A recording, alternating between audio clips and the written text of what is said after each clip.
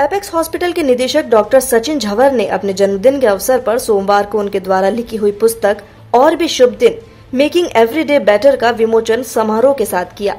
इस दौरान हॉस्पिटल के चेयरमैन डॉक्टर एस.बी. झवर के साथ ही मुख्य अतिथि के रूप में दिग्विजय डाबरिया, शरद काकरिया, के बोहरा समेत बड़ी संख्या में गणमान्य लोग उपस्थित रहे एवं पुस्तक विमोचन पर शुभकामनाएं दी।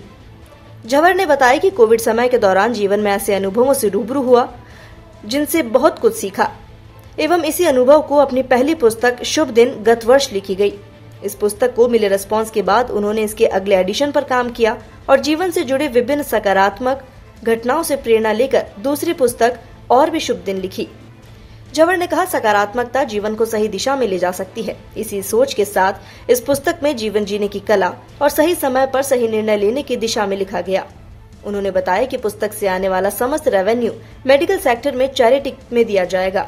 इसे नर्सेज एंड पैरामेडिकल कॉन्फ्रेंस में डोनेट किया जाएगा। पुस्तक विमोचन कार्यक्रम के दौरान बधाई देने वालों का तांता लगातार लगा रहा।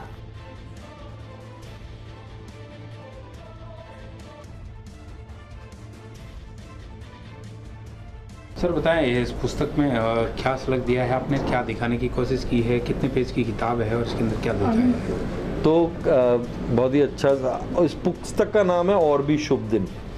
तो ये स्टोरी चालू हुई थी कोविड के दौरान, जब बहुत ज़्यादा मिलने मिलाने का नहीं था लोगों से। तो बेसिकली एक ब्लॉग के रूप में एक आर्टिकल्स कुछ लिखने चालू करे। तो पिछले साल भी इसका फर्स्ट वर्जन था, शुभ दिन, वो आया था 8th को, आज ही के दिन।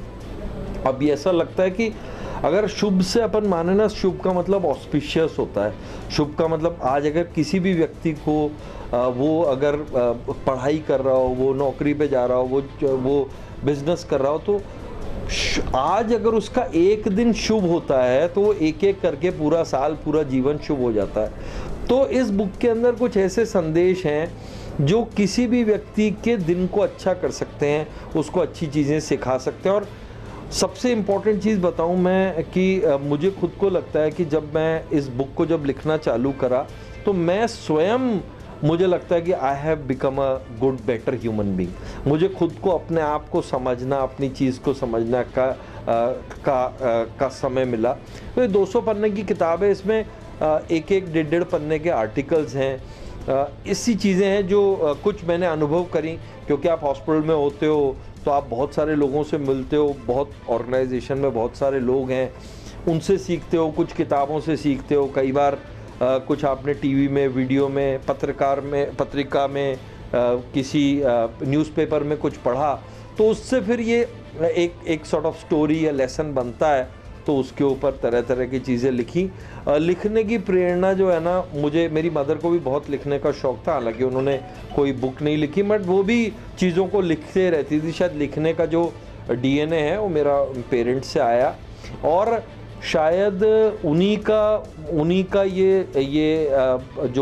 का आशीर्वाद था कि मुझे लगता है कि जितने भी लोगों ने पुरानी वाली किताब पढ़ी, कहीं ना कहीं उनके दिल को छू के गई।